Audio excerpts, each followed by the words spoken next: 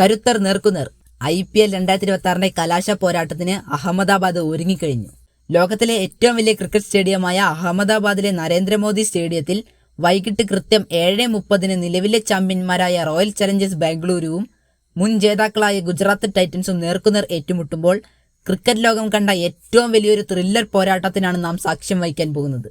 രജത് പടിദാറിന്റെ ക്യാപ്റ്റൻസിയിൽ ഇറങ്ങുന്ന ബാംഗ്ലൂരു പട ക്വാളിഫയർ 1-ൽ ഇതേ ഗുജറാത്ത് ടൈറ്റൻസിനെ 92 റൺസിന്റെ ഭീമാകാരനായ മാർജിനിൽ തകർത്തെറിഞ്ഞാണ് ആധികാരികമായി നേരിട്ട് ഫൈനലിലേക്ക് ടിക്കറ്റ് ഉറപ്പിച്ചത്.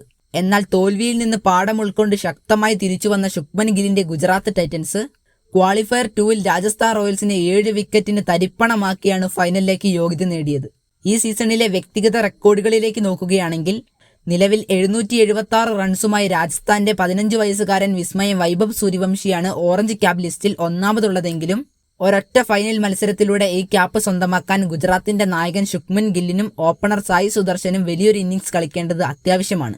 അഹമ്മദാബാദിലെ ബാറ്റിംഗിനെ തുണയ്ക്കുന്ന പിച്ചിൽ രജത് പടിദാർ നയിക്കുന്ന RCBയുടെ തകർപ്പൻ ബാറ്റിംഗ് നിരയും ഗുജറാത്ത് ടൈറ്റൻസിന്റെ ശക്തമായ ബൌളിംഗ് നിരയും തമ്മിലുള്ള പോരാട്ടം കട്ടയ്ക്ക് നിൽക്കുമെങ്കിലും ക്വാളിഫയർ 1-ലെ ആധികാരിക വിജയത്തിന്റെ മാനസിക മേൽക്കൈ ഉള്ളതുകൊണ്ട് തന്നെ നിലവിലെ ചാമ്പ്യന്മാരായ RCBക്കാണ് കിരീടം നിലനിർത്താൻ നേരിയ വിജയസാധ്യതയുള്ളത്. ഈ വാശിയേറിയ ഫൈനൽ പോരാട്ടത്തിൽ RCB തങ്ങളുടെ 2ാം കിരീടം നേടുമോ അതോ ഗുജറാത്ത് ടൈറ്റൻസ് കപ്പടിക്കുമോ? നിങ്ങളുടെ പ്രവചനങ്ങൾ ഇപ്പോൾ തന്നെ താഴെ കമന്റ് ചെയ്യൂ.